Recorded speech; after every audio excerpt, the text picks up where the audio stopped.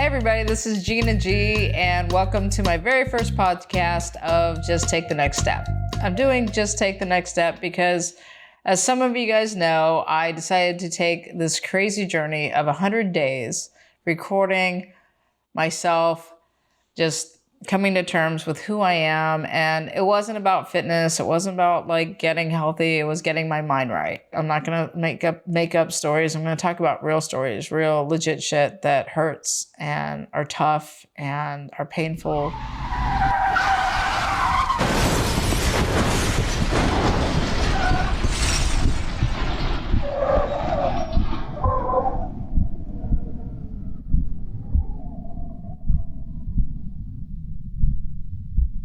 What looked like a simple car accident, even though it was a 57,000-pound truck, wasn't a simple car accident.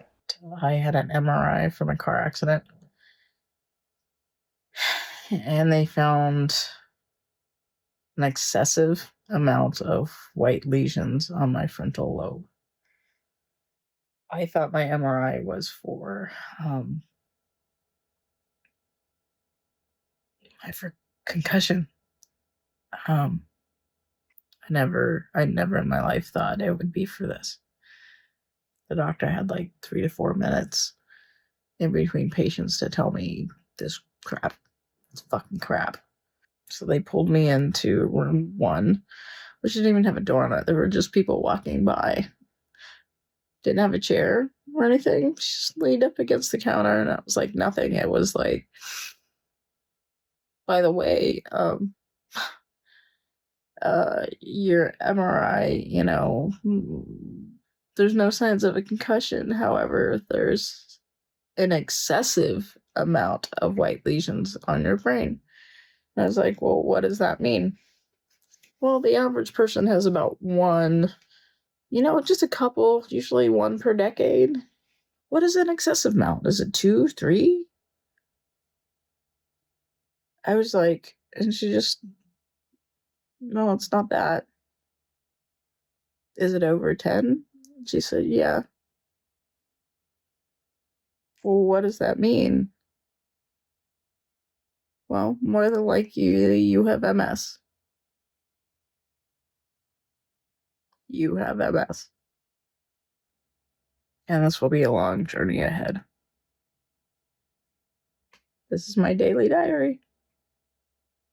What happened from my MRI was they gave me a misdiagnosis of MS or brain cancer because I had a substantial amount of white matter on my brain.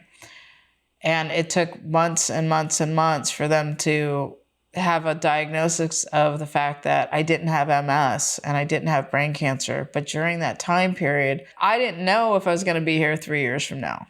And that's just the reality. There was more than a TBI. It was torn ligaments in my elbows, nerve damage in my hand, 4 herniated discs, 4 bulging discs. I was coming off the highest of the high of my movies on Amazon. I'm on top of the world. A second movie deal. All I had to do was write a script. I couldn't even write my name. And that's why I'm back. That's why I'm here today doing this, is because I did come back. And there were so many hurdles in coming back to here. And I did it. And I'm proud of it. And I want to share that with people. Having a traumatic brain injury, there's certain things that I hope later on I'll be able to remember. I don't know. I don't know what this TBI that happened from the accident, what I will remember 10, 20 years from now. But I know I can document it now, and that can live on. So if you're probably going, why is this podcast here? It's so I can encapsulate all the things that I've done over the years and all in one place. Because yes, you're probably going, wow, this bitch, and I'll call myself a bitch, this bitch has done a lot. And what's next is I'm taking the next step in my life and my future. There's so much to my story, and during filming everything of my 100-day journey, Walk and Talk with Gina G, I was only giving you 1 minute to 3 minutes at a time. And I feel expanding on what I've done in my lifetime and my journeys of resilience. And that's the other part. It was steps of resilience that got me here today. I've been a filmmaker, a restaurateur, an entrepreneur, a house flipper, a real estate investor, a friend, a good neighbor. I've been lots of things. And I think we're at a stage right now that it's important that we realize that in taking the next step to move forward, we're actually living our best life, and it gives you those opportunities. And I'm also going to take you on the journeys of all the step backwards that I've had to do time and time again to move forward. I've had lots of steps, forwards, backwards, sidestepping, and all that.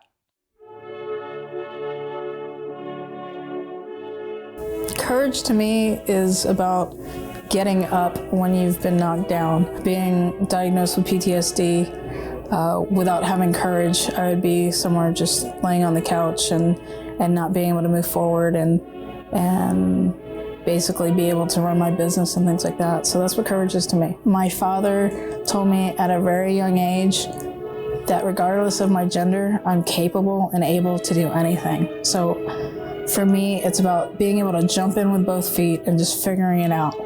So my greatest quality is that I'm fearless when it comes to trying new things.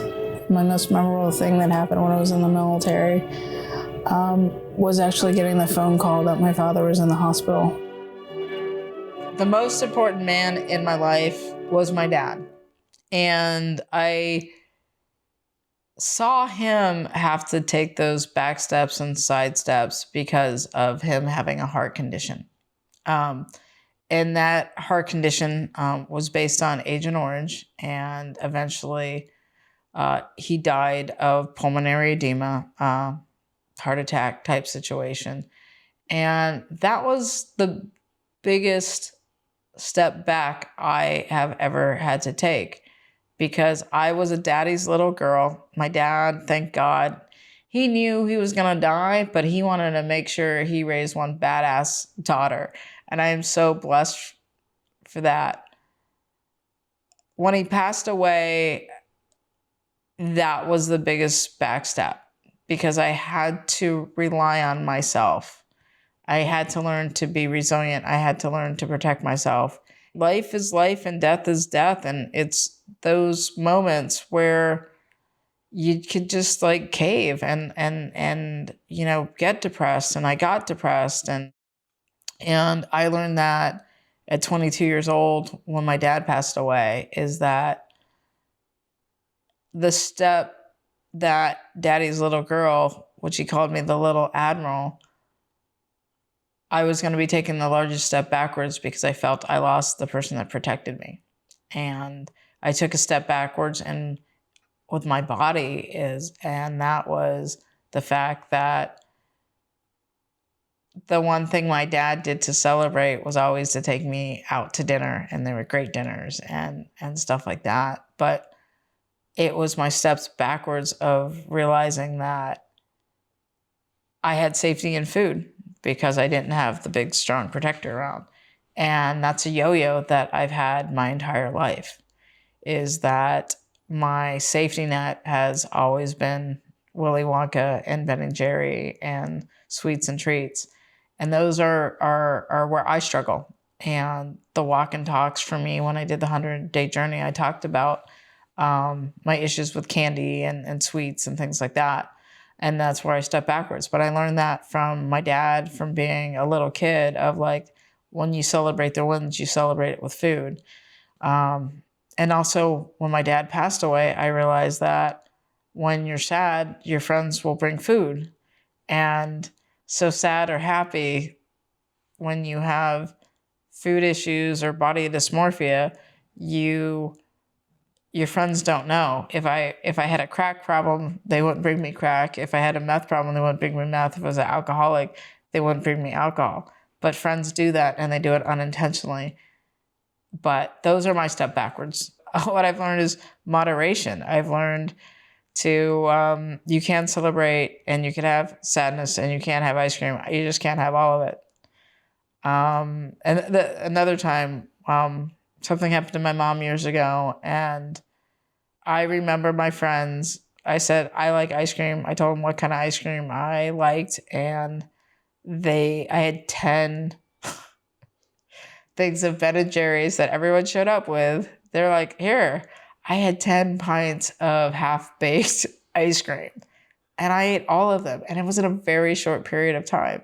I love candy. Sugary sweets, everything great in the world. Pounds and pounds of sugar, pounds and pounds of garbage in my body. Yesterday was a difficult day for me. I had to run up and go pick something up at the grocery store. And the line was pretty long and I sat there. Those motherfuckers put the best kind of candy right in front of your face while they sit there and take their time to ring people up. I saw the nerds, saw some sprees, saw some gobstoppers. I saw some Hershey bars. Man, did I want that.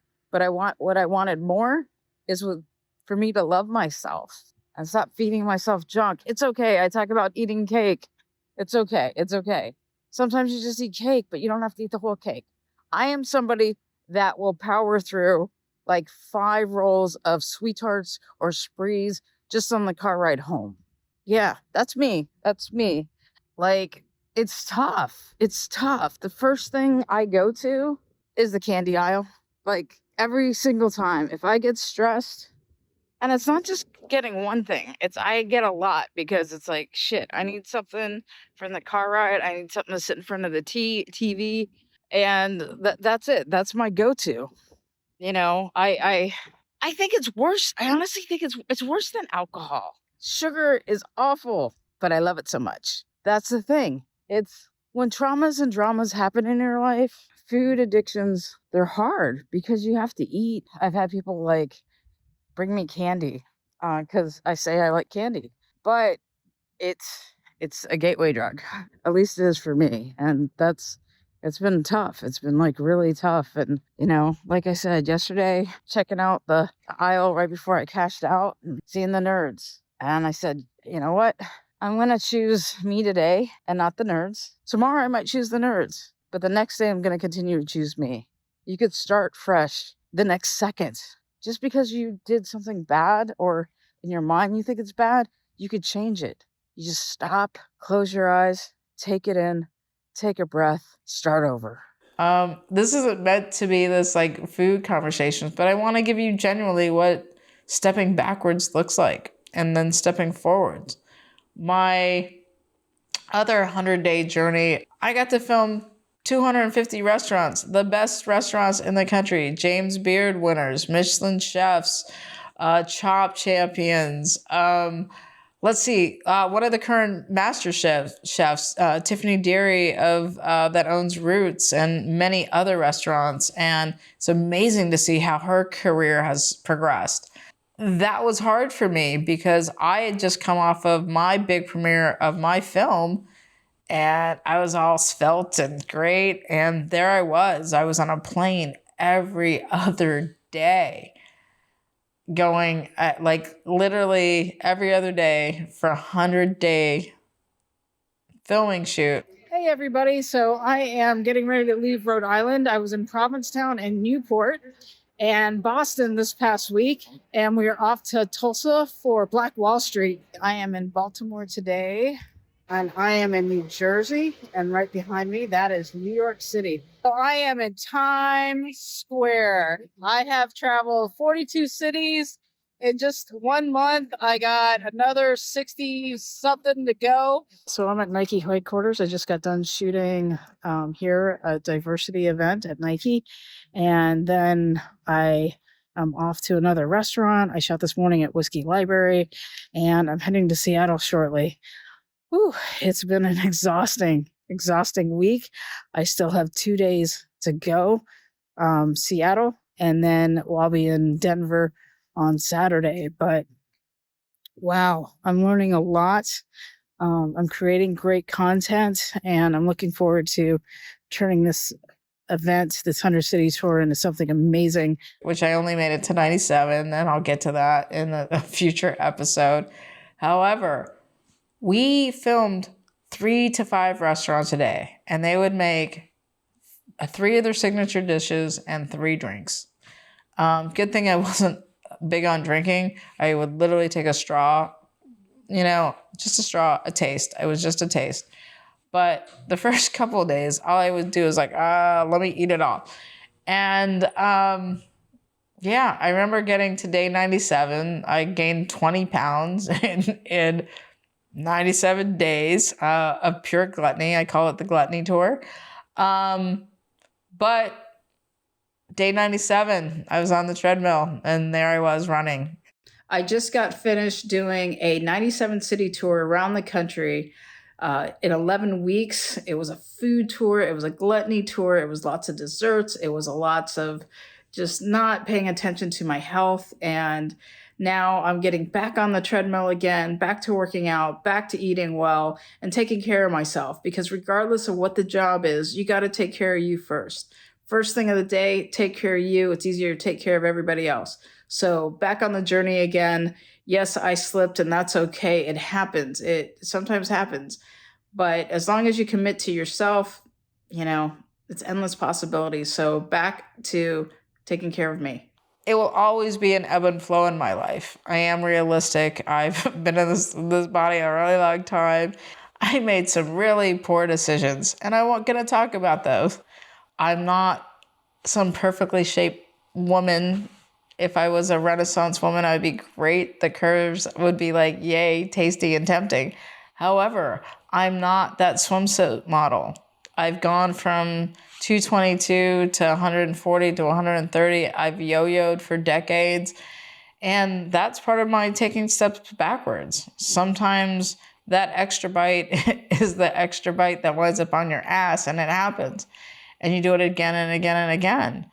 I'm not going to come to you from bullshit. I'm going to come to you with 30 years of pictures and filming and the ups, the downs, the rejections. And I have lots of them. And I'm proud to say it's like I got through it. And every time I did, it was because I knew if I could take one single step forward, I was going to be able to take another one and another one and another one. And over the years, I've built a resume of amazing projects, amazing businesses, and I've been able to have amazing friends in my life that have been so supportive in what this journey next is going to look like. So I hope you come along and take this next step with Gina G.